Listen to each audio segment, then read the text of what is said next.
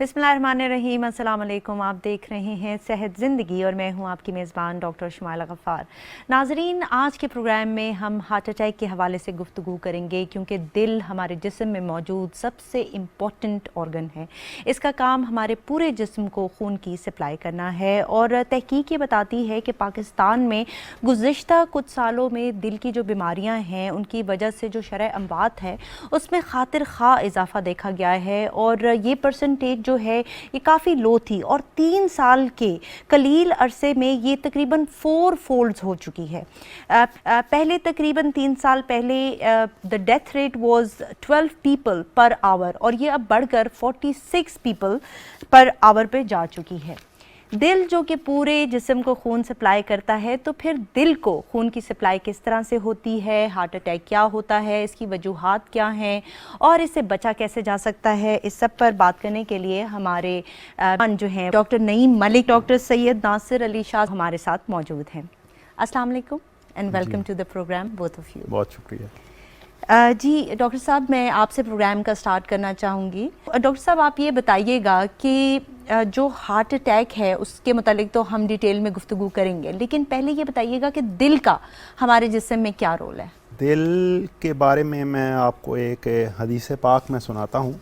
मेरा ख़्याल है वो सुनने के बाद आपको अंदाज़ा हो जाएगा कि ये दिल क्या चीज़ है। आप सल्लल्लाहु अलैहि वसल्लम ने फरमाया कि जिस्म में एक ऐसा एक ऑर्गन उज़ू है कि जो ठीक है तो जिस्म ठीक है, और अगर वो ख़राब है तो जिस्म ख़राब है। तो इससे आपको अंदाज़ा होगा कि ये जिस्म का most important organ of the body है।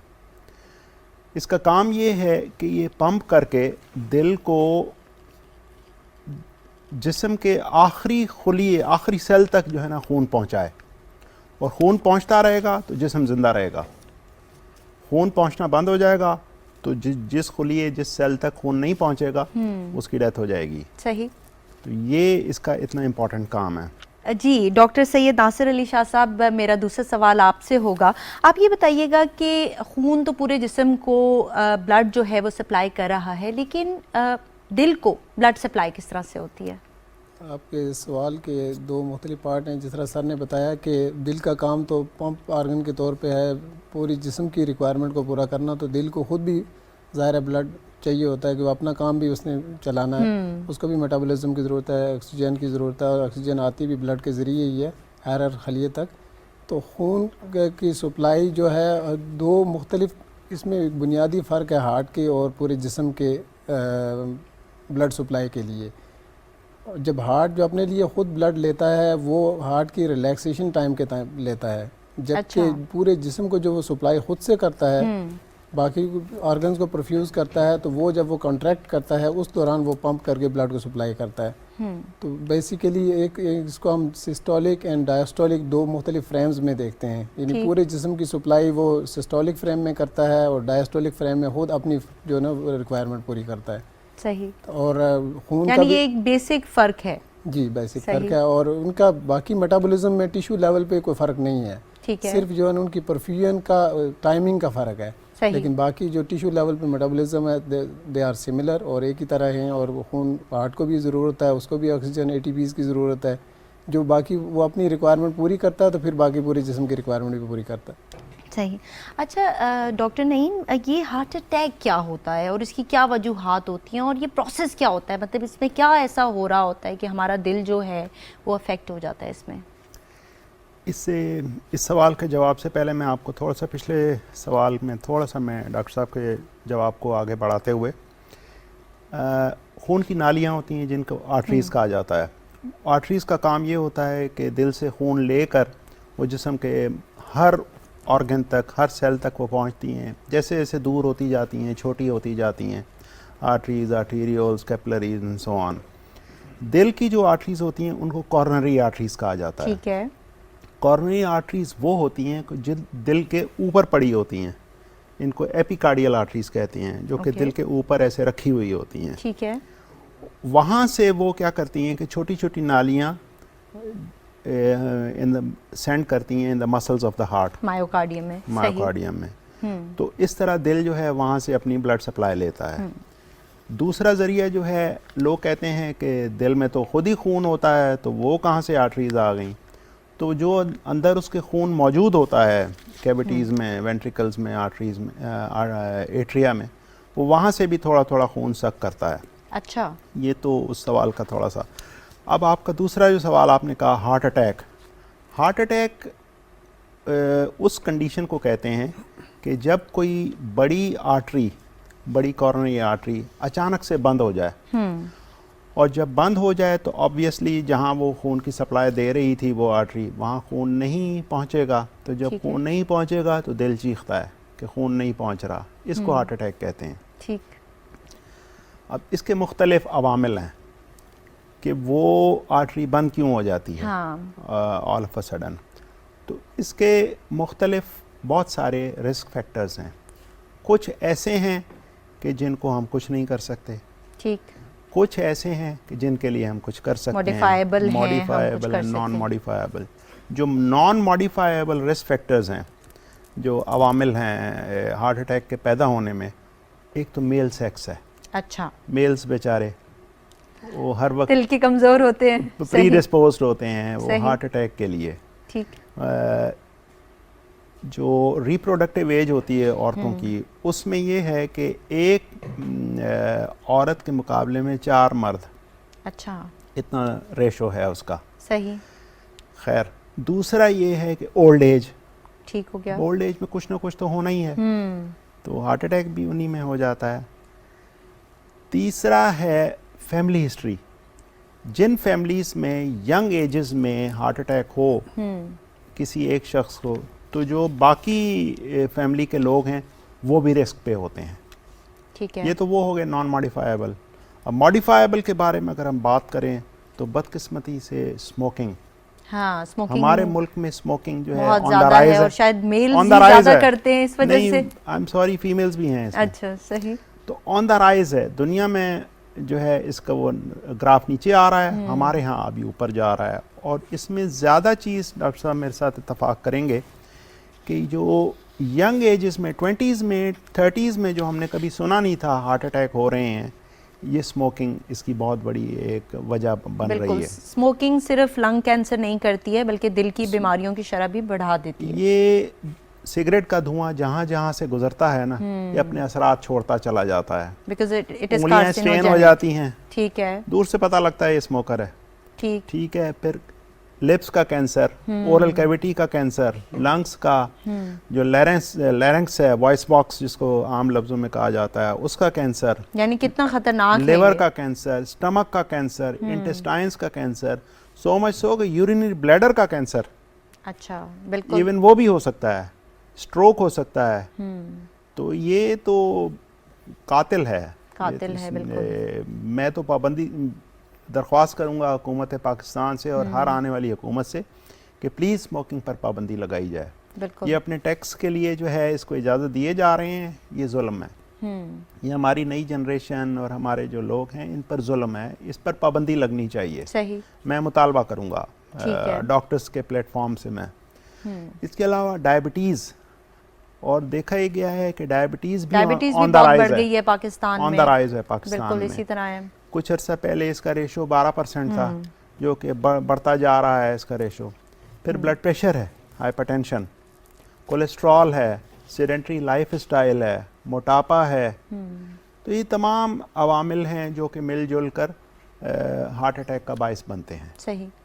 अच्छा डॉक्टर नासिर, जिस तरह कि डॉक्टर साहब ने बताया कि बहुत सारे अवामिल हैं और हमारा जो सेडेंट्री लाइफस्टाइल है, फिर स्मोकिंग भी, इसका ट्रेंड भी बहुत ज़्यादा देखने में आ रहा है, शुगर भी हमारे मुल्क में बहुत ज़्यादा बढ़ गई है। तो मैं चाहती हूँ कि थोड़ा सा आप अलामात के मुतालिक बताइए कि क्या अलामात होती हैं। बाज़ लोगों में जो दिल का दर्द है वो आता है और फिर चला जाता है, तो क्या ये भी हार्ट अटैक होता है, या फिर ये दिल जो है वो चीख रहा होता है कि अब संभल जाओ? तो दोनों में क्या फ़र्क है? और दिल का जो दौरा होता है, इसमें जो दर्द होता है, उसका ड्यूरेशन कितना होता है? कोई भी दिल का दर्द हार्ट अटैक नहीं हो सकता, और इसकी मुख्तलिफ वजूहात हैं। लेकिन किस दर्द को आपने हार्ट अटैक समझ लेना है, क्योंकि अगर पेशेंट को आप ये बताएंगे कि आपने ऐसी चीज़ पेन की शक्ल में अब उसकी सेल्फ असेसमेंट से उसको पता होना चाहिए कि ये जो सिग्निफिकेंट चीज़ है, ताकि वो हॉस्पिटल तक या किसी भी प्राइमरी मेडिकल फैसिलिटी तक जो ना रिपोर्ट करे, उसको सेंसिटाइज रहे। तो जिसको पेन हम कार्डिक पेन कहते हैं या एंजाइनल पेन कहते हैं, वो पेन ऐसा पेन होता है कि जो ग्रिपिंग टाइप होता है, दिल के ऊपर बोझ महसूस होता है, जैसे tightening of A band around the chest, उसको मेडिकल लैंग्वेज में कहते हैं कि जैसे लगे कि कोई रस्सी उसके छाती के गिर्द बांध के टाइट कर रहा है।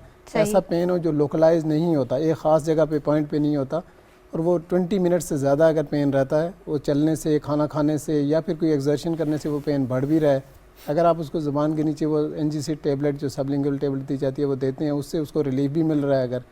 अगर उसके साथ उसको वॉमिटिंग आ रही है, स्वेटिंग आ रही है, और ये पेन अगर फैलता जा रहा है, जबड़े की तरफ जा रहा है, कमर में जा रहा है, बाजू के अंदर वाली साइड पे जा रहा है, या पेट की अपनी ऊपर वाली सतह में आ रहा है, अगर वो पेन सेटल नहीं हो रहा 20 मिनट से और ये कैफियत उसको हो रही हैं, तो उसको लाजमन ये सोचना चाहिए कि एंजाना या हार्ट अटैक का पेन हो सकता है, और उसको लाजमन किसी मेडिकल फैसिलिटी तक रिपोर्ट करना चाहिए और अपनी इमीडिएटली ECG करा के, और अगर च्यूएबल उसके पास डिस्प्रिन है, घर में मौजूद है, और ट्रांसफ़र के दौरान अगर उसको अवेलेबल है तो वो लाजमी ले, और ज़ुबान के नीचे जो NGC टेबलेट्स है वो हर 5 मिनट्स के बाद 15 मिनट में 3 टेबलेट्स वो ईजीली रखी जा सकती हैं।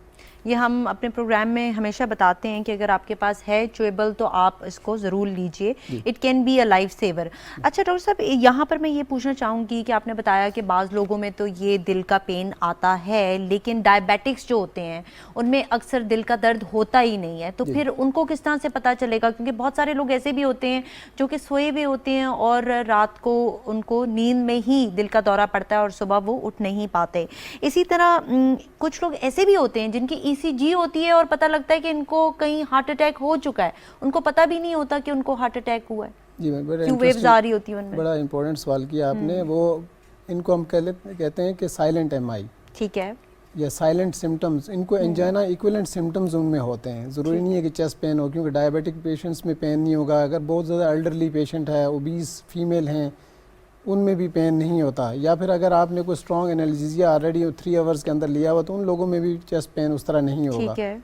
तो उन लोगों में एंजाइना इक्विवेलेंट सिम्टम्स हम उनको कहते हैं। एंजाइना इक्विवेलेंट सिम्टम्स ये है कि अगर उसमें उसको शायद शॉर्टनेस ऑफ ब्रेथ स्टार्ट हो जाए, उसको सांस की तकलीफ अचानक आउट ऑफ प्रोपोर्शन हो जाए, उसको स्वेटिंग आना शुरू हो जाए, पैल्पिटेशंस उसको आना शुरू हो जाएँ, या वो चक्कर आके वर्टाइगो उसको होता है, डिजीज स्पेल हो गया, वो बैठ जाए, अपनी कैफियत उसकी चेंज हो जाए रूटीन से हट के, या रूटीन में जैसे वो अगर वो अपस्टेयर्स मूव कर रहा था उसको रूटीन में प्रॉब्लम नहीं हो रहा था और अभी वो मूव कर रहा है उसको प्रॉब्लम आ रहा है, सांस उसकी उखड़ रही है और रूटीन से हट के उखड़ रही है, तो लाजमी उसको अपना चेकअप कराना चाहिए। इनको हम एंजाइना इक्विवेलेंट सिम्टम्स कहते हैं। ज़रूरी नहीं होता कि पेन की शक्ल में ही हार्ट अटैक सामने आए। ठीक है, ये बड़ी अच्छी आपने बात की। और यहाँ पर मैं ये कहना चाहूँगी कि जो बुज़ुर्ग अफराद हैं, अगर उनको मैदे का दर्द हो तो भी उनको एमरजेंसी में हस्पताल जाना चाहिए, क्योंकि बाज़ औक़ात ऐसे भी लोग होते हैं जो कि इसको मैदे का दर्द समझकर या गैस का दर्द समझकर चलते फिरते रहते हैं और इस तरह की चीज़ें इस्तेमाल कर रहे होते हैं, सोडा वगैरह के, जी आराम आ जाएगा, ये तो गैस्ट्रिक है, इनो वगैरह पी रहे होते हैं। और बाद में उनको पता चलता है कि basically it was heart attack, myocardial infarction उनको हो चुका है और बहुत देर से वो हॉस्पिटल जाते हैं। हार्ट का बेस जो है ना वो स्टोमक के साथ बेड के ऊपर बैठा हुआ है। इंफीरियर एस्पेक्ट जो उसका होता है ना, इसको कहते हैं इंफीरियर सेगमेंट जो हार्ट का है, वो स्टोमक के साथ, और उसका पेन भी रेडिएट करता हुआ एपिगैस्ट्रियम में ही आता है। और ये चीज़ें ओवरलैप करती हैं और जो लोग इसको डिस्पेप्सिया समझते रहते हैं। और अक्सर लोग जो हॉस्पिटल में रिपोर्ट करते हैं उनको इनिशियली किसी बाजू का मेडिकल फैसिलिटी में ट्रीट भी किया जा रहा होता है, लेकिन उनको स्टोमक की मेडिकेशन दे के घर भेज दिया जाता है। बिल्कुल ऐसे ही। और वो बाद में रिपोर्ट करते हैं, उनको पता चलता है कि ये तो अब उस प्रोसेस इनिशियल जो इमरजेंसी ट्रीटमेंट की स्टेज से भी गुजर चुका होता है। बिल्कुल। और बीइंग डॉक्टर्स हमें ये बताया जाता है कि अगर कोई एपिगैस्ट्रिक पेन के साथ आ रहा है तो उसकी ECG आपने ज़रूर करवानी है to rule out this heart pain. अच्छा डॉक्टर नईम, आप ये बताइएगा कि बहुत सारे लोग होते हैं वो लेफ़्ट साइड पे सोना पसंद करते हैं, और इससे भी क्या दिल पर कोई प्रेशर पड़ता है, ज़ोर पड़ता है? क्योंकि सुन्नत नबवी तो यही है कि आप दाईं करवट सोएं, तो इसमें क्या इसके पीछे क्या राज है? राज तो इसमें कोई भी नहीं है, ये अपनी लाइकिंग है। ठीक है। जो दीनी लोग हैं वो इस हदीस के मुताबिक वो दाईं करवट सोना पसंद करते हैं, और कुछ लोग हैं जो बाईं करवट सोते हैं, अपनी अपनी आदत है। बाईं करवट जब आप सोते हैं तो होता ये है कि हार्ट जो है वो चेस्ट वॉल के साथ अटैच हो जाता है, करीब आ जाता है। ओके। करीब आ जाता है तो उसकी धड़कन जो है वो ट्रांसमिट हो सकती है चेस्ट वॉल में। तो लोगों को अपना दिल धड़कता हुआ महसूस होता है कि यार वैसे तो आपको नहीं मालूम कि दिल तो धड़क रहा है, आप सो रहे हैं, जाग रहे हैं, but you don't know, you don't have that feeling कि दिल धड़क आपको रहा है। अवेयरनेस नहीं है। सही। और यही जब अवेयरनेस हो जाए तो ये बीमारी बन जाती है। तो यही, इसके अलावा और कुछ भी नहीं है, सही। इसमें कोई इतनी कोई साइंस नहीं है। ठीक है। दाएं सोएं बाएं सोएं, दाएं सोएंगे सवाब मिलता रहेगा आपको हदीस के मुताबिक, बाएं सोएंगे क्योंकि तो आप सवाब नहीं सुन्नत मिलेगा नबवी आपको। पर अमल कर रहे हैं। ठीक है। ये एक चीज़ कहना चाहता हूँ, एनी पेन बिटवीन द जो कानों का अपर पार्ट है, ओके। यहाँ दोनों कानों को के गिर्द आप एक लाइन खींचते हैं, एंड अम्बलाइकस, ये जो एरिया है ना जितना, इसमें कोई भी पेन, किसी भी किस्म का पेन हो रहा हो, प्रिकिंग पेन है, शार्प पेन है, प्रेशर है, बर्निंग पेन है, यू मस्ट रोल आउट के कार्डियक तो नहीं है। लेकिन उसमें भी देखा जाएगा कि अगर 15 साल के लड़के में अगर हो रहा है तो उसमें आप कम सस्पिशन लेंगे हार्ट का। लेकिन अगर बड़े लोग हैं, कोई 40, 50, 60 साल का, डायबिटीज़ है, हाइपरटेंशन है, तो उसमें आप पहली सस्पिशन फर्स्ट ऑफ ऑल आप रूल आउट करेंगे कहीं ये कार्डियक पेन तो नहीं है। बिल्कुल। ये एरिया जो मैं अर्ज कर रहा हूँ बिटवीन इसलिए हम अम्बलाइकस, बार बार ये बता रहे हैं कि अगर बुजुर्ग अफराद को स्पेशली इस एरिया में कोई भी पेन आती है तो किसी उन्हें किस्म का भी फौरन से पेन, डॉक्टर के पास जाना है, मैं आपको बगैर टाइम वेस्ट किए। मैं कई प्रोग्राम्स में अपने में बता चुका हूँ। मेरे एक दोस्त हैं डॉक्टर साहब, वो ख़ुद भी कंसल्टेंट हैं, इंग्लैंड होते हैं। उनकी मदर थी, अल्लाह उनकी मग़फ़िरत करे, उनको हेडेक होती थी। अच्छा। हेडेक, दुनिया जहान की उन्होंने उनको पेन किलर ट्राई कर ली, कुछ भी नहीं हुआ। ऐसी जहन में ख्याल आया कि चलें एंजासिड दे के देखते हैं। एंजासिड ज़बान के नीचे रखी and the pain was gone. ठीक है। हालांकि एंजासिड खुद हेडेक देती है, क्योंकि वो वेज़ोडायलेटर है, आर्टरीज को डायलेट करती है, तो वो खुद वो बिल्कुल तो ज़्यादा पेन होगी। ठीक है। उनका वो हेडेक ख़त्म हो गया। ठीक। तो इसकी बताने का मकसद ये है कि बड़ी एटिपिकल किस्म की प्रेजेंटेशंस भी हो सकती हैं। बिल्कुल एटिपिकल प्रेजेंटेशंस हो सकती हैं, इसलिए बहुत ज़्यादा ज़रूरी है कि डॉक्टर के पास जाएं और रूल आउट करवाएं। सही। अच्छा सर, इसमें कोई जेनेटिक फैक्टर भी है? फेमिलियल हाइपर कोलेस्ट्रोलीमिया बहुत सारे लोगों को होता है, ज़रा उसके मतलब बताइएगा। जी जी बिल्कुल। उनमें pre mature coronary artery disease इसमें कहा जाता है कि उनमें बहुत सारे रिस्क फैक्टर्स ऐसे हैं जिनको अपरेंटली आपको कोई, शायद जो सर ने जिस तरह जिक्र किया कि सारे major risk factors modifiable, non modifiable, अगर वो नहीं भी हैं तो premature coronary artery disease भी हो सकती है। उसमें लीडिंग फैक्टर जो है ना वो फैमिलियल हाइपरकोलेस्ट्रोलीमिया है। लेकिन उसकी कोई ना कोई प्रेजेंटेशन बॉडी के अंदर बाजू का नज़र आ जाती है, जिस तरह आई के ऊपर अगर कोलेस्ट्रॉल की डिपोजिशन है, या प्रेशर पॉइंट्स के ऊपर, एल्बोज़ के ऊपर, स्टमक टमी के ऊपर, यहाँ पे कोलेस्ट्रॉल की ज़ेंथिलाज़मा, ज़ेंथोमेटाज उनको कहते हैं, वो येलो से कलर के होते हैं और स्किन के ऊपर, आंखों के ऊपर बन जाते हैं, कोहनियों पर। सही। अपनी जो ना कोलेस्ट्रॉल की स्क्रीनिंग करानी चाहिए, ख़ास तौर पे जो वो लोग जिनकी फैमिली हिस्ट्री है प्रीमेच्योर कोरोनरी आर्टरी डिजीज, उनका हार्ट का सारा वर्कअप कराना चाहिए। ठीक है। और प्लस जो आपने जेनेटिक्स की बात की, तो इसमें जेनेटिक्स में भी जो नॉवल रिस्क फैक्टर्स हैं उसमें मेंशन्ड है कि एक जीन है जिसकी ट्रांसम्यूटेशन जो है ना बड़ी इन्वॉल्व है, थ्रोम्बोस्पोंडिन उसको जीन कहते हैं। ठीक। उसका पॉलीमॉर्फिज्म जो है ना वो इन्वॉल्व है कि प्रीमेच्योर कोरोनरी आर्टरी डिजीज़ में वो डिटेक्ट हुआ है। अच्छा। इसमें रिसर्च भी हुई है इसमें, और वो यानी लेस देन यानी एक्सपेक्टेड एज से पहले अगर किसी फैमिली में हार्ट अटैक हो रहा है तो उसकी स्क्रीनिंग भी इंपॉर्टेंट होती है। बिल्कुल, क्योंकि कुछ फैमिलीज इस तरह की होती हैं जिसमें 40 आप पहुंचते साथ ही बहुत सारे लोगों को हार्ट अटैक हो जाते हैं। अच्छा सर, फर्स्ट एड और क्या होनी चाहिए? एक तो हमने कहा कि मेडिसिन अगर आपके पास है ज़ुबान के नीचे रख लें, च्यू करके खा लें। इस दौरान एम्बुलेंस को भी कॉल कर देना चाहिए। मरीज़ के साथ जो उसके रिश्तेदार होते हैं, अगर वो देख रहे हैं कि हार्ट अटैक हो रहा है तो उनको क्या एहतियाती तदाबीर उस वक्त फर्स्ट एड क्या देनी चाहिए पेशेंट को? सबसे पहले तो अगर आपको अंदाज़ा हो चुका है कि ये हार्ट अटैक डेवलप हो रहा है, तो एक शख्स तो सब कुछ छोड़ छाड़ कर उन पेशेंट को ट्रांसफ़र की जो है अरेंजमेंट्स में लग जाए। ठीक है। जो करीबी हस्पताल है जहाँ पर कोरोनरी केयर यूनिट की फैसिलिटीज़ अवेलेबल हैं, बेहतर है अगर कहीं कैथ लैब अवेलेबल है तो वहाँ उसको पेशेंट को फौरी तौर पर ट्रांसफ़र किया जाए। टाइम ज़ाया ना करें। टाइम ज़ाया, क्योंकि इसमें कहा जाता है टाइम इज़ मसल। ठीक है। You save time, you save muscle, you save heart muscle. ठीक है। ये जितना आप डिले करता जाएंगे उतना ही मसल डैमेज ज़ाया ज़्यादा होता जाएगा और हार्ट का फंक्शन वक्त के साथ साथ वो कम होता चला जाता है। डिस्प्रीन की एक टैबलेट अगर च्यू करके पेशेंट खा लेता है तो कहते हैं 11% मोर्टेलिटी रिडक्शन होती है। कितने mg होनी चाहिए सर? 300 मिलीग्राम। ठीक है। एक टैबलेट। इसके अलावा पेशेंट को कहीं खुली जगह ट्रांसफ़र करें ताकि उसको ऑक्सीजन मिल सके। अगर टाइट क्लोथिंग है तो वो लूज़ करें। खाना अगर खा रहा है तो फौरी तौर पर खाना रोक दें। ठीक है। और ये जो एंजिसिड की टैबलेट अगर घर में अवेलेबल है वो फौरी तौर पर एक टैबलेट ज़बान के नीचे रखें। लेकिन एंजिसिड का प्रॉब्लम ये है कि फौरी तौर पर ब्लड प्रेशर ड्रॉप कर सकती है। ओके। और अगर खुदा न खासा उसको एक राइट वेंट्रिकुलर इन्फेक्शन होता है, आप डॉक्टर हैं, आपको पता है, राइट वेंट्रिकुलर इन्फेक्शन हुआ और आपने एंजिसिड दे दी तो वो डिजास्टरस होगी, फर्दर डैमेज हो जाएगा। जी सही। तो फिलहाल यही जो बताया मैंने कि उसको खुली जगह पर ऑक्सीजन जहाँ वाफिर हो की वहाँ, गोली ले लें। ठीक और है। Disprin is very very important, और ट्रांसफ़र करने की कोशिश करनी चाहिए, और कोशिश करनी चाहिए कि पेशेंट कदम ना उठाए। ठीक है, एक्सर्शन बिल्कुल भी ना उसको करे उस दौरान। फैसिलिटेटेड जो है ना उसका ठीक है। ट्रांसफ़र होना चाहिए। उठा कुर्सी पे के आप बैठा कर उसको आप उसको स्ट्रेचर गाड़ी पे में डाल के डालें फिर और आप ले पेशेंट जाएं, को और ट्रांसफ़र एम्बुलेंस करें को आप। कॉल कर दें। 1122 इज़ द नंबर, और उस पर आप ज़रूर कॉल करें। अच्छा सर, अगर दिल का दौरा पड़ता है तो फिर क्या क्या इन्वेस्टिगेशंस हैं जो कि करवाई जाती हैं? एक उन लोगों के लिए जिनको पड़ा है और वो हॉस्पिटल गए हैं, और उन लोगों के लिए भी बता दें कि उनको कौन सी इन्वेस्टिगेशन करवानी चाहिए जिनकी फैमिली में ये डिजीज़ होती हैं। सबसे पहले तो क्योंकि प्रिवेंटिव साइड को ले लेते हैं कि जिनको अगर हार्ट अटैक अभी हुआ नहीं है और उनकी स्क्रीनिंग के लिए उसने जाना है, अगर तो पेशेंट के अंदर फैमिली हिस्ट्री है तो उसको तो बिफोर 40 इयर्स ऑफ एज हर फैमिली मेम्बर को स्क्रीनिंग टेस्ट अपने पूरे हार्ट के करा लेने चाहिए। स्क्रीनिंग टेस्ट में ज़्यादातर वो जो कॉर्नरी आर्टरी डिजीज़ अगर छुपी हुई है तो उसको सरफेस पे लाने के लिए कुछ स्ट्रेस टेस्टिंग की जाती है, और उसमें बेसिक से आप स्टार्ट करेंगे, उसकी ईसीजी भी करेंगे, एकोकार्डियोग्राम भी करेंगे उसकी for look for the heart function.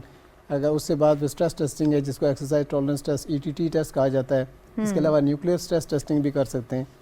और अगर पेशेंट को हाई सस्पिशन है और आप रूल आउट करना चाहते हैं हार्ट की डिजीज़ को तो उसमें CT एंजियोग्राम भी है, CT एंजियोग्राफी भी आप कर सकते हैं।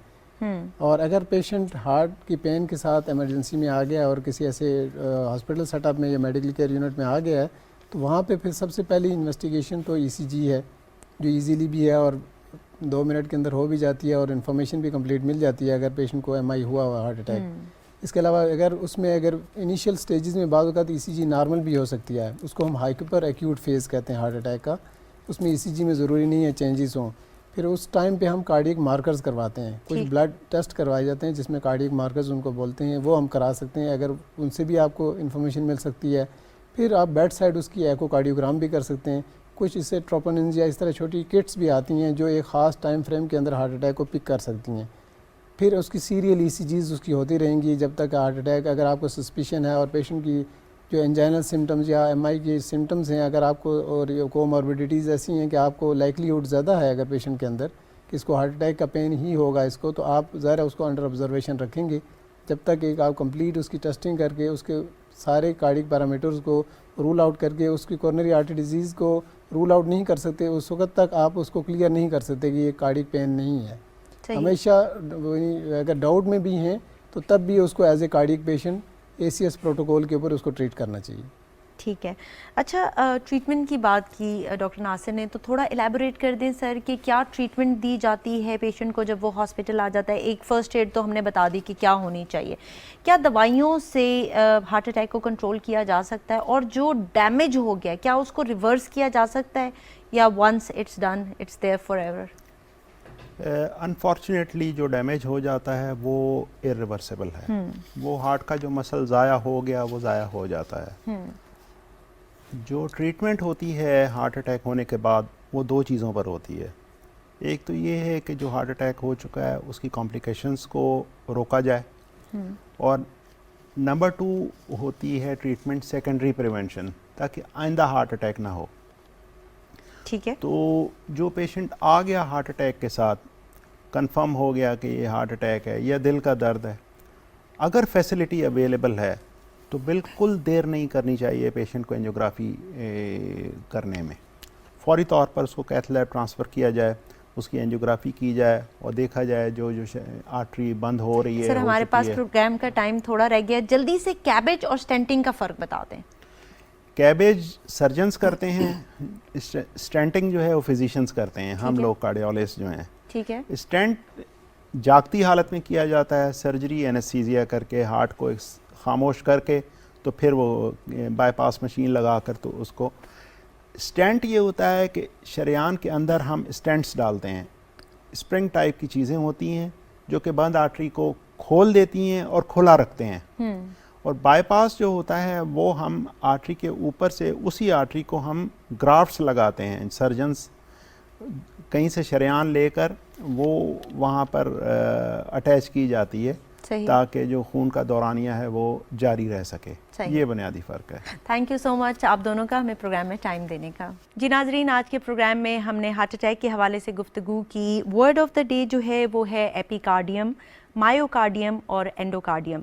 एपिकार्डियम जो है वो दिल की बैरूनी लेयर को कहा जाता है, मायोकार्डियम दिल के मसल को कहा जाता है और एंडोकार्डियम जो दिल की अंदरूनी लेयर है उसको कहा जाता है। उम्मीद है आपको हमारा प्रोग्राम पसंद आ रहा होगा। हमारा फेसबुक पेज जिसका एड्रेस आपको स्क्रीन पर दिखाई दे रहा है उसको भी लाइक और फॉलो कीजिए। बहुत शुक्रिया हमारे साथ रहने का।